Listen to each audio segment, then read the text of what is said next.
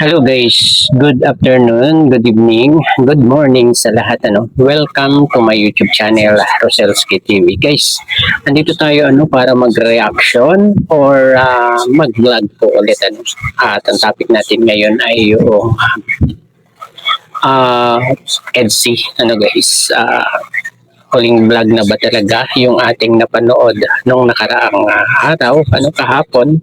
Kasi ayun, nagsalita na isa-isa una yung vlog, 'di ba? At nalaman natin doon na talagang gusto nang ipatigil ng ating Lady Beyonce yung pagbablog sa EDSI. Guys? At ang pangalawa ay yung pagpo-post ni Kalingap Edu na namamaalam na guys doon sa FB. At mamaya-maya ay ipapakita natin yan pagkatapos nitong ating konting vlogs. At doon sa naging post naman ni Lady Beyonce guys, at nag-scroll tayo ng mga message doon at nakita natin yung ibang mga sponsor na talagang tanggap lang nila kung ano yung naging desisyon ng ating Lady Beyonce. At meron din tayong nakita na post ni Ma'am Rexy Pogs. Guys, ito yung malalaking sponsor ng EDSI. Guys, talagang okay lang sa kanila ang naging desisyon ng ating Lady Beyonce. Guys. At malungkot man guys nasabihin na talagang siguro hanggang dito na lang itong EDSI, pero sana magkaroon pa ng isang vlog guys, yung parang closure na talaga kasi marami pang umaasa na wala pa daw closure, na magandang closure at kailangan daw ay yung magandang paghihiwalay nitong dalawa. Kung hindi na talaga pwedeng ibalik, ay gusto nila ay magandang paghihiwalay ng dalawa, diba guys?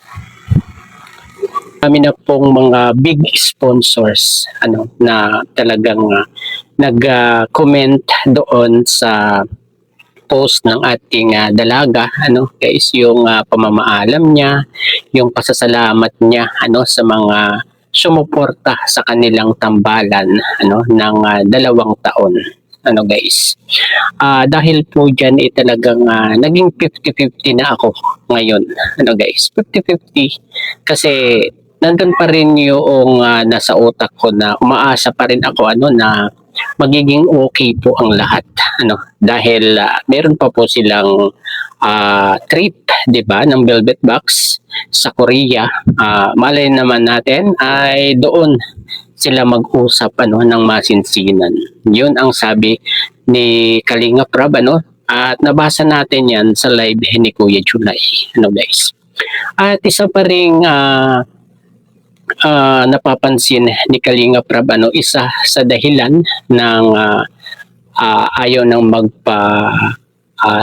itigil na ang love team ng EDSI yung mga tao sa paligid ng EDSI na mahilig mag-live, yung nag-aawayan sa mga live, yan yun ang isa pang nakikita ni Kalingap Rab na dahilan kung ba't ayaw na ni Beyonce matuloy itong kanilang love team, kung bakit siya umayaw guys.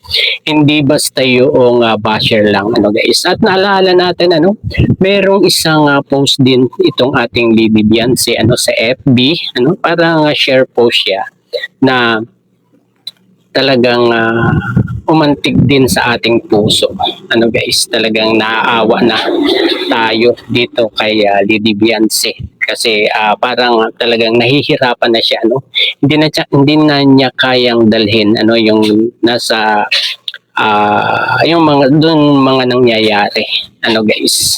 Pero dapat guys talagang igalang na lang natin yung magiging desisyon ng ating Lady Beyonce. At siguro gusto na rin ni Kalingap Edu ito dahil gusto na rin niya yung tahimik na ang lahat at ayaw na niya ng may mga issue pa, 'di ba? Talagang parang yung pamamaalam ni Kalingap Edo sa mga taga-suporta ng EDSI ay talagang pati kay Beyonce ay nagpasalamat din siya kay Kalingap Rab, kay Kuya Val at kay Ate Edna. 'Di ba guys? Talagang doon pa lang talagang masasabi na natin na hindi na ito prank, guys. Yun lang ang masasabi ko, guys, dito. Dahil parang totoong-totoo na itong mga nangyayari. Although hindi natin napakinggan yung panig ni Kalingap Edo, kung ano yung talagang naramdaman niya dito sa pagtigil ng EDSI, guys. Dahil dito sa request ni Didi Beyonce na matigil na ang EDSI, guys. Talagang sobra na talaga ang ginagawa ng mga basher, guys, ni Kalingap Edo at saka ni Beyonce, guys. At ayun guys, at yung iba ay pinagpipilitan na may nagsasabi na may third party raw. Guys, grabe naman itong mga to. Parang kilalang kilala niya nila si Kalingap Edo na gagawa ng mga ganong bagay, 'di ba? At alam naman natin si Kuya Jello ang laging kasama ni Kalingap Edo. Syempre, alam ni Kuya Jello 'yan kung meron talaga, pero ang sinasabi ni Kuya Jello ay wala daw naman talaga, guys. At hindi rin ako maniniwala, guys, hanggat hindi sinasabi ni Kalingap Edo, guys, kung totoong may ibang girlfriend siya, guys. Hindi tayo maniniwala diyan, guys, hanggat hindi niya sinasabi na mismo sa bibig niya manggagaling ito, guys. Ayun, kung ano man ang mangyari, guys, ay igalang na lang natin yung naging desisyon ng ating Lady Beyonce, 'di ba? Ni Kalingap Edo at ni Kalingap Rab, guys. At yun nga, kailangan din nating malaman ang saloobin nitong si Kalingap Edo, guys. Kaya ang ko diyan ay talagang may part 99 pa po, 'di ba? Wala man ang part 100, pero sure tayo na may part 99. Sa live ni Kuya July ay gusto naman ni Kuya July may part 99 pa, tapos yung sa Korea yung pa 100, guys. Sana yan ang mangyari bago talaga mawala itong EDSI, para okay na sa mga umaasa pa, 'di ba? At mga solid talaga sila, yung mga positive lang yung kanilang iniisip, walang negativity na iniisip dahil dyan sa mga pagtigil nga nitong EDSI, guys. At ayun guys, hanggang dito na lamang po ang ating konting pagbablog ngayong araw na ito.